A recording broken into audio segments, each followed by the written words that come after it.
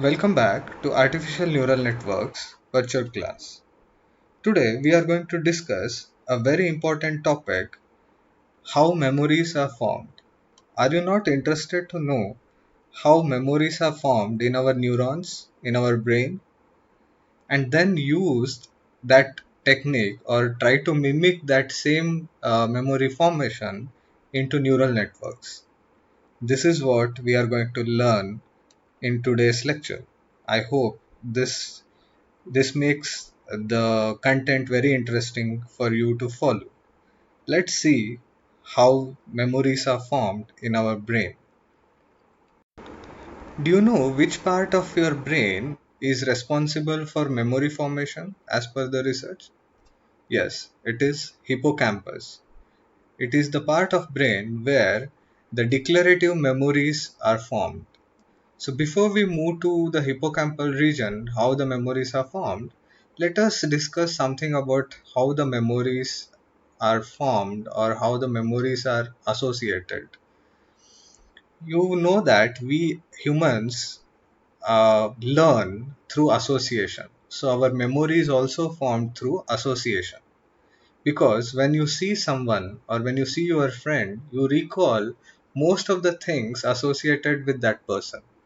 So if you see a place or if you see a photo of a nature or a natural pic, you remember many things associated with that place. So it is always the memories are formed through association. Humans recall facts and information by invoking a chain of association within complex web of knowledge stored in brains, right? So there are a lot of information stored, and you see something, and you suddenly associate many things which are already stored in your brain. One idea or impressions quickly links to the other. Sometimes chain of thoughts can be generated through conscious reasoning. So how do you reason? It is just nothing but the conscious thoughts which just gets connected and leads to some kind of reasoning. Don't you think the memory is the most fascinating aspect of our human life? Can you think your life without memories? I don't think so. We are humans only because we have memories. Not only humans, any animal should have memories. Otherwise, it is very difficult. Association often links one stimulus to another, or that of a stimulus to a behavior response. Sometimes some of the association is also related with the behavior, because uh, if you see someone, you know how what kind of behavior he is going to demonstrate in certain situations because of your past experience. So there are associations which are linked with the stimulus, and sometimes some stimulus gives you some kind of feeling. For example, let's say you listen to a music of a certain singer, or you listen to some music from western world or carnatic music. You get different kinds of emotions, or you get different kinds of feeling. So most of the memories are also associated with the stimulus. Memories are laid down through a combination of complex learning mechanisms which involve plastic changes in brain. Suppose, think that if your brain is rigid and it cannot change, it is not plastic, then can you think of making new memories? No, right? Our brain is so plastic that you can learn anything. Also, you can forget many things because you don't learn them often. These changes either involve the strengthening or weakening of a synapse or growth of synapses. So how does a memory is formed? This is very important point. So the memories are formed by strengthening or weakening of a synapses. You remember synapses is the one which connects from one axon of one neuron to the other neuron, dendrites of the other neurons. Through dendrites, the junction is called synapse. So the strengthening or weakening of the synapses or growth of new synapses leads to the memory. This is what is believed. The hippocampus in our brains is one structure that is responsible for the storage of declarative memory. So, from the research, it is believed that the most of the memories are formed in the hippocampus region. Research into the structure and mechanisms of operation of hippocampal neurons has revealed mechanisms that are required for associative learning. So, as we have discussed, we learn through association, and the research in hippocampal neurons have led to understand the mechanisms involved in that. So, we are going to learn that in the next. What are the mechanisms which helps in understanding associative learning, and then use that to make our neural networks to have some kind of memory. I hope this is very interesting. Now, let us go into hippocampus area of the brain to understand how the long-term potentiation and which leads to Hebb's postulate of learning. So see the figure. This is the hippocampus region of the brain where the neurons in hippocampus display long-term and permanent increase in activity with certain patterns of stimulation. So some pattern of stimulation can lead to increase in activity which can be considered as the formation of the memory. So we'll discuss this figure. So please look at the figure and understand what is happening now. So we see three major pathways with arrows indicating the direction of signal flow. The first, it starts from the perforant fiber pathway, runs to granule cells in the dentate region. So you can see that in the figure. Granule cells in turn send axons that form the mossy fiber pathways to cells in CA3 region. Finally, Ca3 cells project axons onto dendrites of the pyramidal cells in Ca1 region, shown in figure.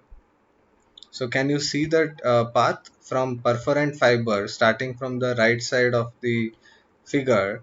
The arrow marks are indicated, which finally reaches the Ca1 pyramidal neurons. A brief high frequency stimulus train to any of these three pathways leads to an enduring increase in the excitatory postsynaptic potential, or EPSPs, of Ca1 pyramidal neurons. So you have to remember one thing: in order to form the memories, we require synapses, and synapses are the junction between the two neurons. So there will be two neurons, one will be called as presynaptic neuron and another is called postsynaptic neuron. So in this figure, if you see the axon which is leading from Ca3 to the region of Ca1, then Ca3 will become a presynaptic neuron and the Ca1 will become postsynaptic neuron. Right? That is what it is telling. So a brief high frequency stimulus of train to any of these three pathways. So any of these three pathways, if you give a high frequency stimulus, stimulus could be of any kind. It could be a visual stimulus, it could be a auditory stimulus, it could be any of the sensory stimulus, and that can lead to an excitatory postsynaptic potentials in the pyramidal cells. Pyramidal cells are the large number of cells which are present in human brains.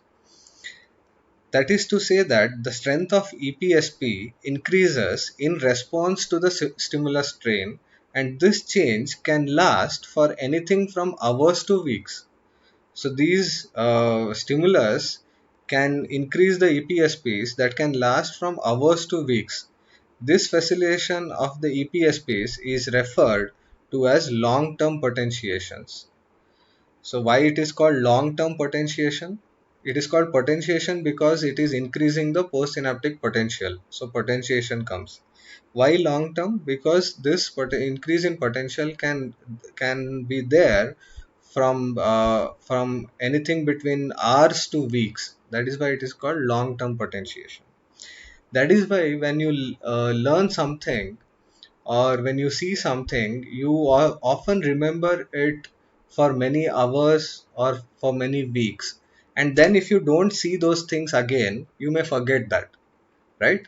So some kind of long-term potentiation is playing a role in formation of those kind of memories, which is there for one day or for few weeks.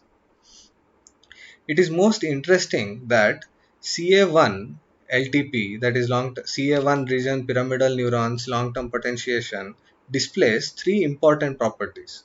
So the LTP or long-term potentiation of CA1 has three properties, which are those: cooperativity, associativity, and specificity. So you need to understand all these three properties properly. So what is cooperativity? Cooperativity implies that CA1 LTP cannot be produced by activating only one fiber. There is a minimum number of fibers that must be activated together to achieve long-term potentiation. So the cooperativity means you cannot just activate one fiber and expect LTP to happen. There should be minimum number of fibers that must be activated to achieve the long-term potentiation. That is why you need to uh, excite more fibers, or you have to excite more neurons, which can lead to long-term potentiation. This cooperativity has an associative feature. As you know, the association is the basis for our memories. This cooperativity also has an associative feature. What is that? When both strong and weak excitatory inputs arrive in the same dendritic region of a pyramidal cell, the weak input gets potentiated if it is activated in association with a strong one. See, there are two kinds of, before I explain this, you need to remember that there are two kinds of uh, inputs, that is excitatory inputs or inhibitory inputs. So usually the excitatory inputs excites the potential of the neuron, and inhibitory neurons inhibits the potential of the neuron. So now let's say, and usually a neuron gets lot of excitatory and inhibitory neurons through the synapses of the presynaptic neurons. Suppose now if both strong and weak excitatory inputs arrive in the same dendritic region of a pyramidal cell in the postsynaptic neuron, the weak input gets potentiated. It is if it is activated in association with the strong one. That means if a weak signal, or if a weak excitatory signal comes along with a strong excitatory input, then even the weak also gets potentiated. So even the weak becomes strong. So that is what the associativity is there of a weak signal with a strong signal. So this has to happen for the long term potentiation. Finally, the long term potentiation is specific to the dendrites where it is produced. So this is not common to the whole hippocampus region. It is very specific to the dendrites where this is actually happening. So that is why the third important property of specificity comes into the picture, right? So I hope you have understood these three important properties, and associativity we will be using for the neural networks. Note that the LTP requires depolarization of the postsynaptic neuron, and this depolarization must coincide with the stimulus from the presynaptic neuron. So, it is very important that the coincidence happens with the stimulus from the presynaptic neuron with the depolarization which is happening at the postsynaptic neuron. So, depolarization means there is a change in the potential of the postsynaptic neuron. This provides direct evidence for the Hebbian learning rule, which states that. So now we are coming for the Hebbian learning rule. So he was a Canadian scientist who gave this postulate that which became a Hebbian learning rule. What does it state? When an axon of cell A excites cell B and repeatedly or persistently takes part in firing it, some growth process or metabolic change takes place in one or both cells, so that A's efficacy as one of the cells firing B is increased. So what does it tell? So it tells that if cell A is continuously or repeatedly is exciting the cell B and making it to fire, then there is some kind of growth or metabolic process which happens in both A and B, which can lead, which can contribute A's or increase the efficiency of A to make the cell B fire more. Fire more means to generate more spikes, which can send, because spike is the source of sending information in neurons. This is the central idea or the essential idea that emerges from the Hebb's statement, and this is what uh, tells that synaptic change that occurs is proportional to the conjunctive activity of pre and postsynaptic neurons. That means this postulate is telling that there is an equal contribution of presynaptic neuron and postsynaptic neuron in order to make the memories. And this becomes the basis for our neural networks, which are going to use this principle in the coming classes. Now, to understand the LTP or long term potentiation, we need to use a model, and we are going to use NMDA synapse as a model for that. So now, obvious question which you are getting is, what is NMDA? So NMDA stands for N-methyl D-aspartate receptors. N-methyl D-aspartate receptor. So don't go into the complex nomenclature of these.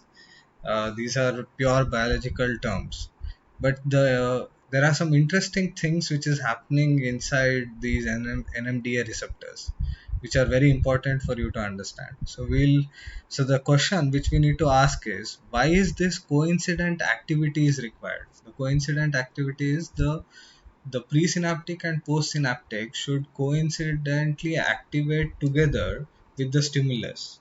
So why that is required? And the answer to that lies, to answer to that question lies in the operation of special receptors on the dendrites of the postsynaptic neurons called N-methyl D-aspartate receptors. So you can see from the figure that the uh, top neurons are presynaptic neurons and the bottom one are postsynaptic neurons, and these junctions are the synapses, right? So there are many kinds of receptors, and here we are discussing about the NMDA and non-NMDA receptors.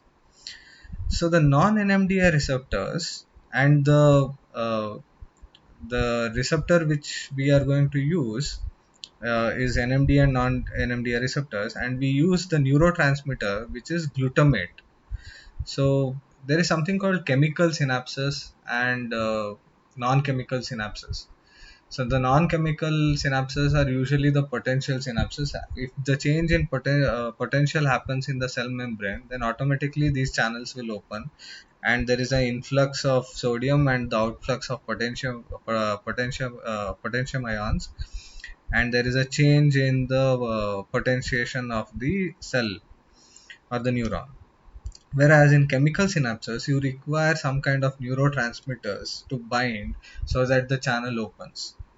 So you can imagine this kind of operation, opening of channel, influx of ions, to the operation of your diode, right? You know how the diode operates, and you can imagine similar kind of operation happenings in this channel.